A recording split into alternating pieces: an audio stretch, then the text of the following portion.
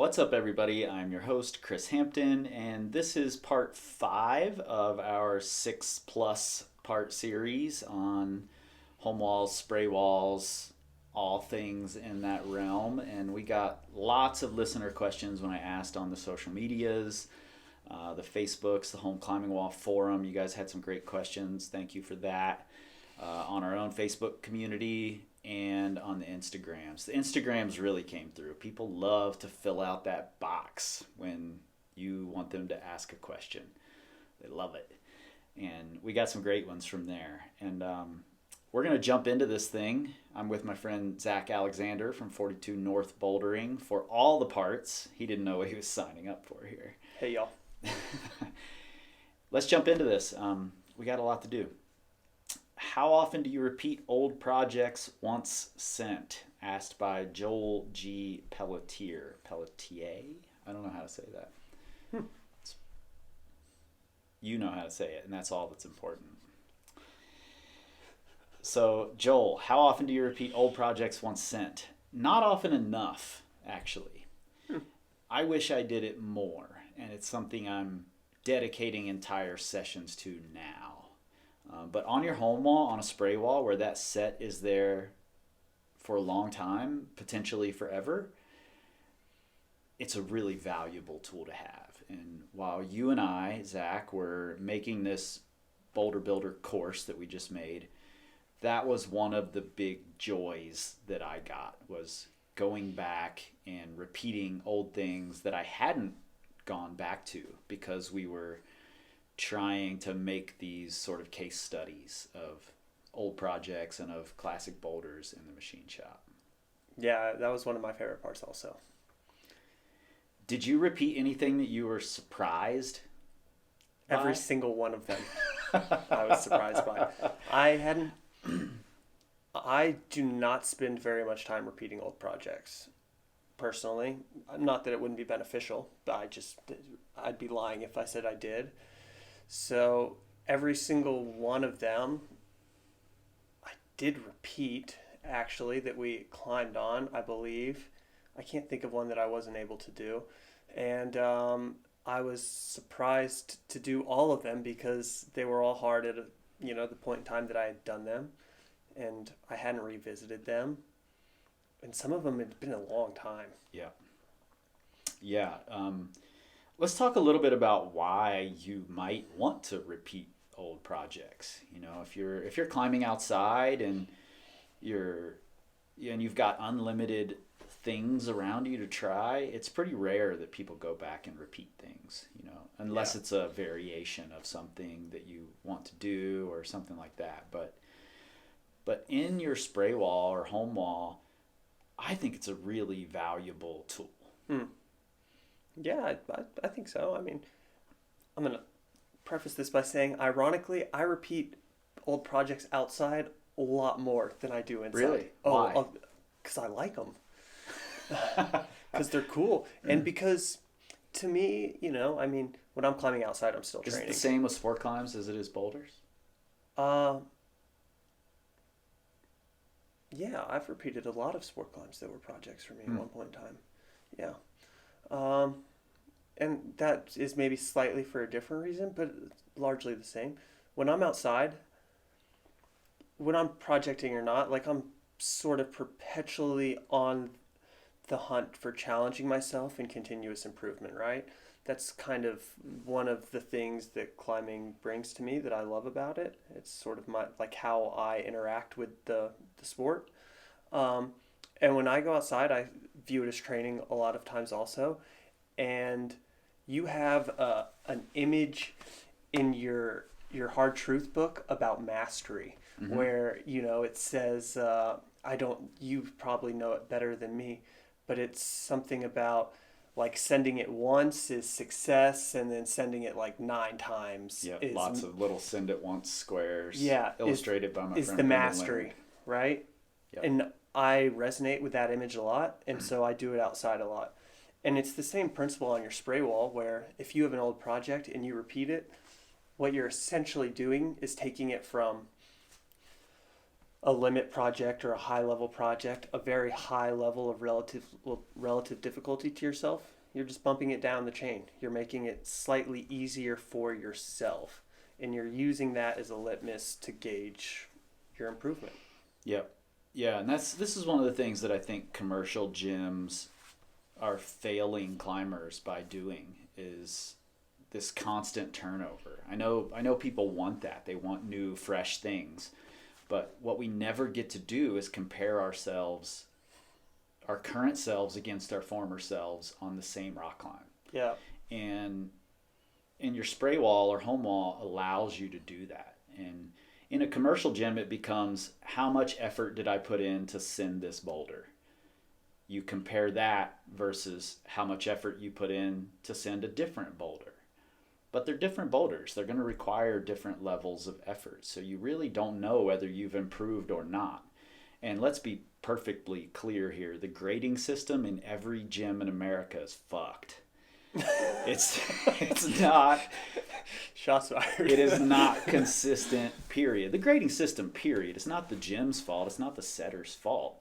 Our grading system just leaves a lot to be desired. You know, just because you can do a V7 and last month you could do only V6 doesn't mean you got better. That V7 might be easier for you than those V6s. You know, it might be in a style that's easier. The setter might have been having a rough day. You know, who knows? But for whatever reason, it doesn't mean it's harder. And that's a tough thing for people to grapple with when they don't have any one-to-one direct comparison. I think that's what going and repeating old projects can do for you, you know, especially if you leave some time between. I think that's a valuable thing to do. Send a project, don't touch it for 6 months, then come back to it and try to resend it. And that'll give you a better idea of whether you've made improvements at that specific thing, whatever it is. You can get stronger and have a harder time on some projects. Oh, absolutely. That's absolutely a thing that happens. Yeah. You know, for instance, you had a boulder that we did a case study on in the Boulder Builder course called Sharks with Laser Beams. Yes. And for me, that was a hard project when I did it. You know, super stretchy. Yep. Really interesting, some precision involved. Really difficult for me. And then when we went back to film it, I sent it in a few tries. Yeah. And it took me 8-10 sessions the first time. Mm-hmm. So objectively, I improved at something. I don't know exactly what it was. At least at climbing that boulder. Yeah. Yeah, I was better prepared for it this time around than I was the first time. So pretty much every session I climb, I repeat old projects. Some of them I repeat regularly to do exactly what you were talking about, and you know, making them successively easier and easier. I'm mastering that project. And then some I'll just revisit every few months and try again. You know, and occasionally you end up sending something repeatedly that took you a lot of sessions. Yeah. It's also a good way to check in with where you are in relation to the skills you had a year ago, 2 years ago. You know, is that project that you did 2 years ago, does it feel much harder now? Maybe it's time to re-up on those skills a little bit. So I think it's a valuable thing to do. Do it often. We will have another course coming that's on kind of best uses for your spray wall and how it differs from the commercial gym. I know I'm excited for throwing it. things at you here, but that will give you some specific drills to do. One, for instance, is a 3 strikes repeat, which is something I use pretty often, where I pick an old project and I give it 3 really concerted efforts at the end of my warm-ups, and then I move on.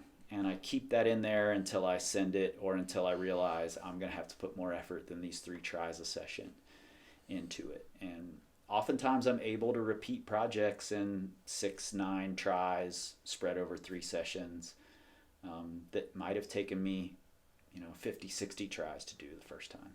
Yeah, that is one of my two favorite ways to go at giving old projects another go. Yeah, and that drill's almost impossible to do in a commercial gym where they switch things up every month. Yeah.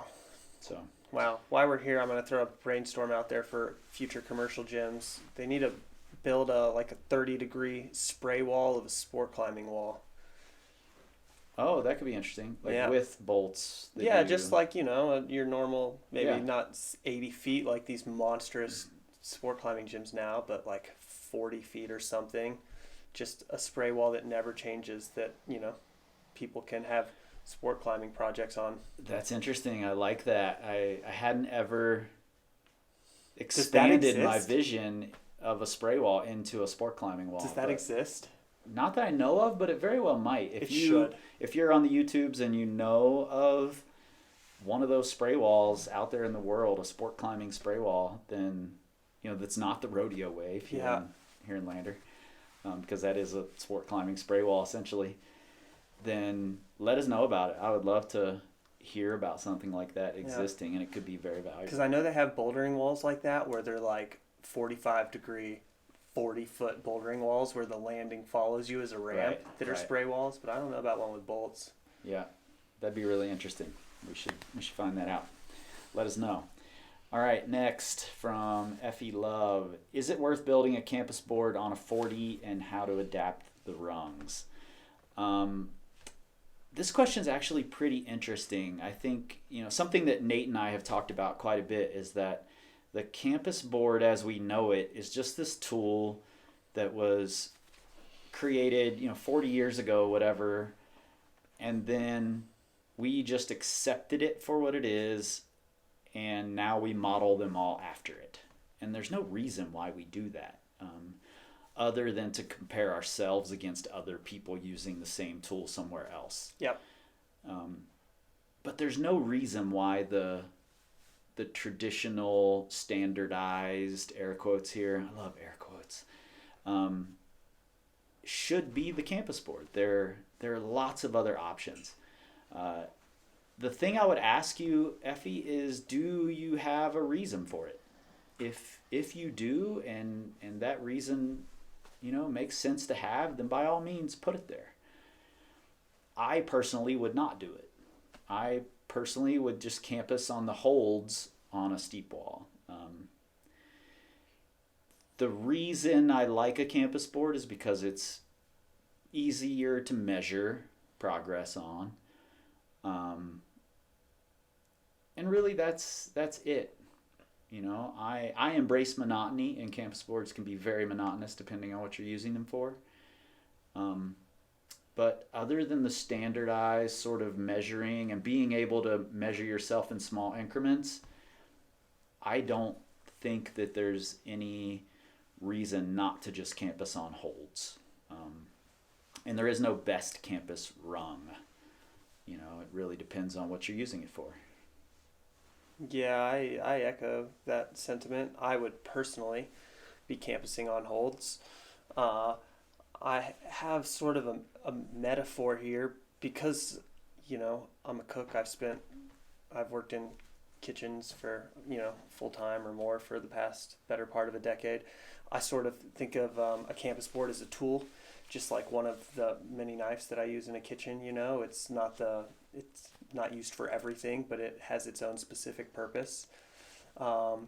Whereas, your 40-degree wall is more of like your chef's knife. It's the knife that maybe isn't the best for everything, but it can be used for everything. And I think that's pretty applicable here. Maybe it's not the absolute best tool for campusing, but I don't see why the opportunity cost of putting campus rungs on the board and not being able to have other holds there, if that's, the best use of the space. So I think I would, quote unquote, campus on the holds and use my chef's knife rather than spending money on a more specific knife for that purpose. Yeah. So, I mean, I think ultimately it comes down to, do you have a good reason for it? And if you do, and it's some specific thing that'll help you out, then by all means do it. If you want it specifically to measure against other people's campusing, you're going to find it much more difficult. It's not going to measure. There is no way to compare the two. So have a reason. I think really that's what it comes down to. All right, next up, Farmer of the Seas. Nice. Workout routines on a home wall for warming up, drills, and limit. Well, this is a big, gigantic question that I think can actually be simplified just by saying it really doesn't change on a home wall versus other walls, except for you get more options than you do in a commercial gym, and options that stick around for a long time. There are drills that work better, I think, on home walls, like we just mentioned with the 3-strike repeat. And those will be in our next course, and I think that will be worth looking at. But otherwise, as far as a whole workout goes, I don't think it makes a difference whether it's a home wall or not. Same. Yeah, you just adapt it to whatever your needs are. Yeah, you're pliable. Yeah, sorry we can't give you a better answer there, but I really just don't see the difference.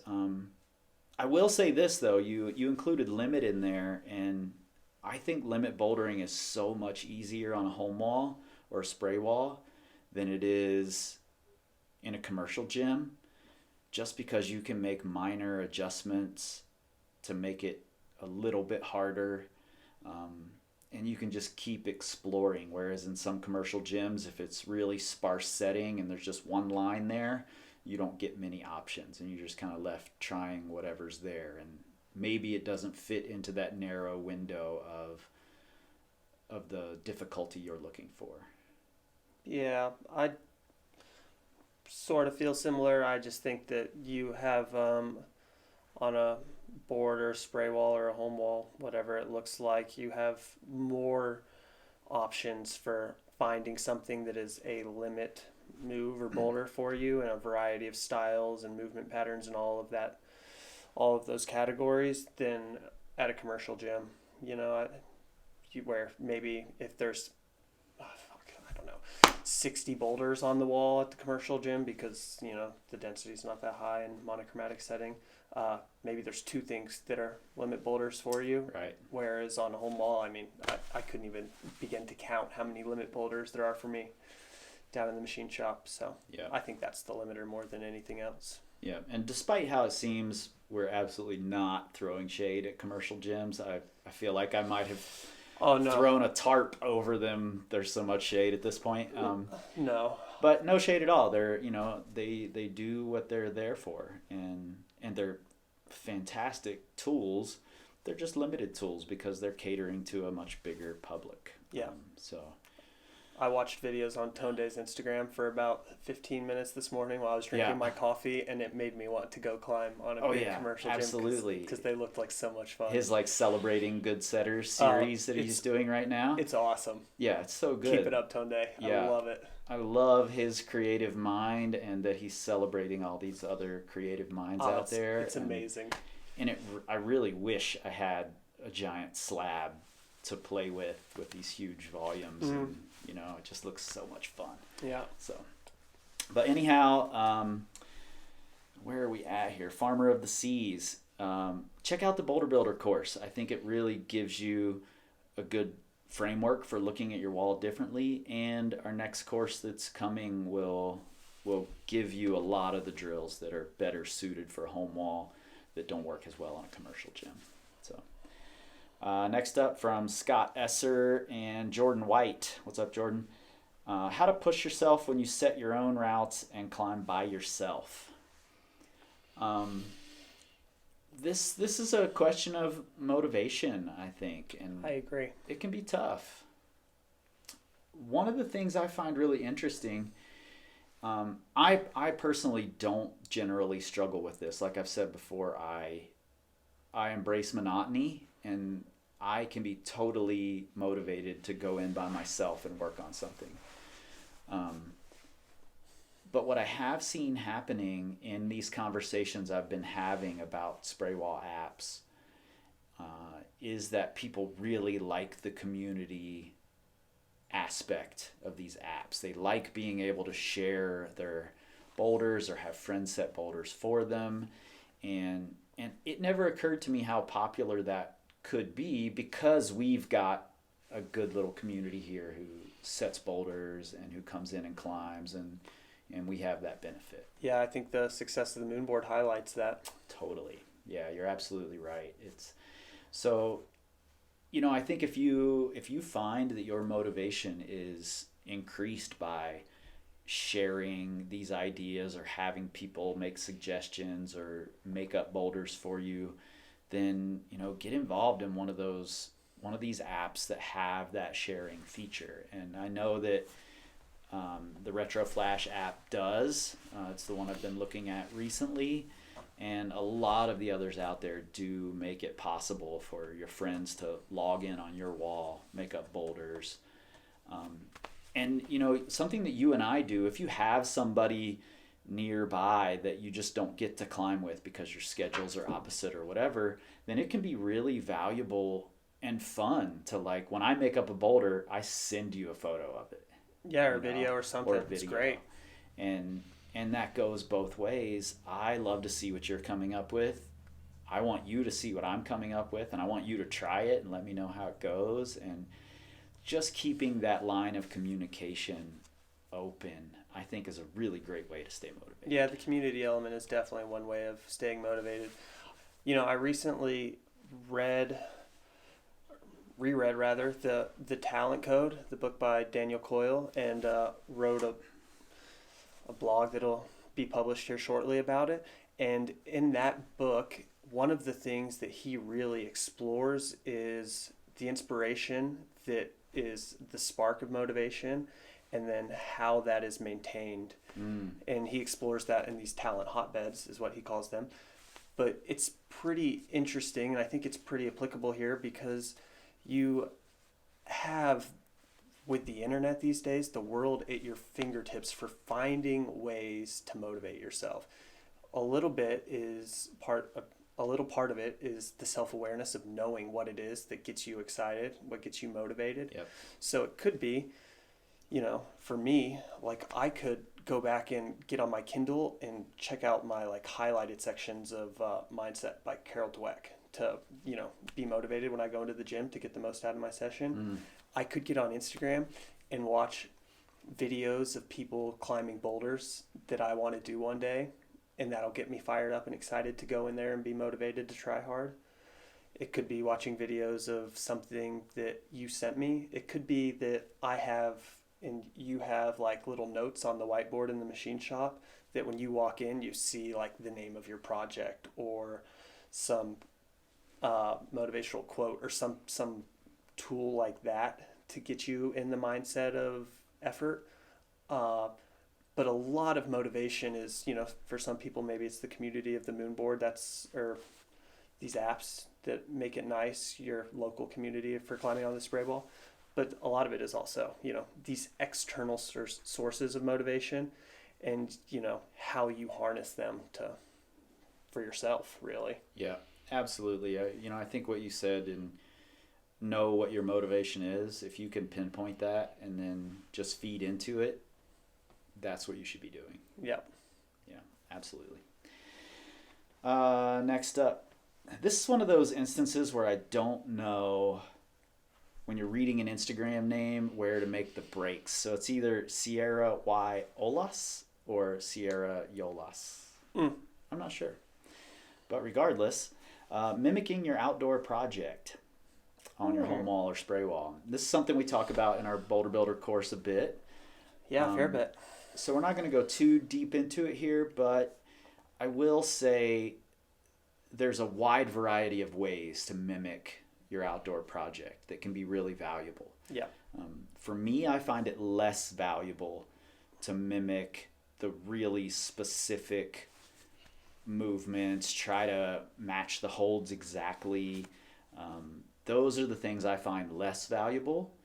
and I find the larger, a little more nebulous ideas of the project to be more valuable. Things like, where does it require me to exert the most effort? And what does my breathing end up like? What energy system is it targeting? And do I lose focus in a certain part of the boulder when I need to be able to keep it? Things like that. And if I can target those things in the gym by making up boulders that hit those, then I find the best carryover. Yeah, I think when you're thinking about imitating projects or simulators, as they're often referred to, there's a spectrum of specificity here that your imitation or your simulator can fall on, and the circumstances sort of dictate where along that spectrum of specificity you want these boulders that you're building to fall on. And for the most part, I think that we both agree that less specific has a higher carryover to your general rock climbing, Right. but still will help you on your project. But there are times, though less common, Absolutely. when more specific simulators make sense. Yeah, and you say it's less common, but I actually think that more people trend automatically toward, oh, I need to have the exact holds. Oh, I absolutely. need to figure out, I need to measure the distance. I need to do all these really specific things. And I do think, I think you're right that has less carryover to your general improvement at rock climbing. Yeah. And, if this is like your lifetime project and you really need to do the thing to make yourself happy, or it's a thing that you have to travel a long way for, and you have a very small window of attempts for whatever reason, then by all means, get as specific as you can. I think there's definitely value there. But if it's, if you're still on this steadily upward improvement, and there's this project you want to send, then maybe figure out the more global ideas that connect with that project that can also be applied to many others, rather than going out and molding the holds and measuring the distances. Yeah, I mean, we definitely explore this concept a fair bit in the course, and I agree with you, thinking about the bigger picture and like the themes within that bigger picture and attacking those themes rather than the exact thing tends to be more helpful. Yep, absolutely. All right, next up, Matt Kelly. How to force specific movements, especially forcing feet. Any tips besides smaller feet and making every problem traverse or backstep flag? The first one, obvious one that comes to mind is you can set any rule you want. Most boulders allow tracking, which means your feet might end up being better, but they don't have to. You can always make the rule on your home wall or spray wall or whatever that you're not going to use those big handholds. You're only going to use these little feet, or you're only going to use feet way out to the side that put you in a position that's difficult for you. Rules are a very easy way to force moves. Yeah. One specific way that I think about it sometimes, we've not even that long ago, we set a boulder where it had this dynamic foot stab that was sort of essential to it, and it was not a traversing boulder and it was not a small foot, but Huge it was foot, actually. yeah, but it was a forced foot move, and it was a very hard part of the sequence. And we sort of had the notion of, we wanted to make a move like that, and then once we did the foot move, we created a hand sequence where we couldn't cheat it, where that foot made the hand sequence work, and without that foot, the hand sequence didn't really work. So I suppose there's two notions or methods that I can think of right away, or starting with the move and then building off of it so that it can't be broken, and maybe that takes a little bit of tinkering, but that's okay. And the other is, reverse engineering the sequence, going backwards. Yep. And if it can, if you set something and then it can be broken, I'm using air quotes again here, um, then you've learned something, and I think that's really valuable. It's important to think you've come to a conclusion that someone else can walk in and immediately see a different solution for. Yeah, absolutely. I think that's huge to understand, and I, for one, really appreciate the art of setting sequences that are hard to come up with a different way. I like forcing things to happen, and you and I are different sizes. You have quite a bit more length than I do, and I like to be able to make up projects with your size in mind and trying to make it so that you can't skip the moves that I have to do. Mm-hmm. I just appreciate that art. I could always set a rule that says you have to do it in this sequence, you have to do it this way. Of course. You can get as detailed as you want with these rules, especially if they're for yourself. While I can't force someone to do it a specific way, though I do try, I can always force myself. Yeah. And I think you should be doing that, frankly. And I just want to shout out to setters in general, because it is an art. It's a skill that's quite difficult to do, to anticipate all the different ways someone might try to do this and kind of give them this one path through. Yeah. It's very difficult, and I applaud all of the good setters out there who can keep that in mind while coming up with really interesting, fun movement that challenges us in a bunch of different ways. I love the craft. Yeah, absolutely. So, Matt, I would suggest, practice that. Practice coming up with sequences that you think are the only way, and then just show the problem to someone and have them figure it out for themselves, because likely they'll come up with a different way than you thought, than you imagined. And if you really want a specific type of movement, just make a rule. It's a quick and easy, efficient way through, one that we talk about a lot. We go through a lot of the rules and how to implement them in our Boulder Builder course. Yep. And I asked you this in a previous episode, and then after the episode, you were like, oh, now I think I have an answer for that. And that's one of the limitations of this podcast format, is that we get this short window. But because I have you trapped for who knows how many episodes, what would you now say is the way you would describe the Boulder Builder course to someone? All right. A much more distilled description than rendition number 1. Much more distilled, but probably still to evolve a little bit, is I would describe the Boulder Builder course as an online class that is a multi-directional approach to setting effective boulders on home walls and boards. Why didn't you just write that in our course description? Because I don't know how these things work. It just comes to you, You're like sitting here thinking about it. So you had to ask the question and give my brain some time to process before that came. But I think that's pretty good. I think it's pretty good. That's pretty good. Yeah. And you can learn more about the Boulder Builder course right there in your show notes or in the description on the YouTubes.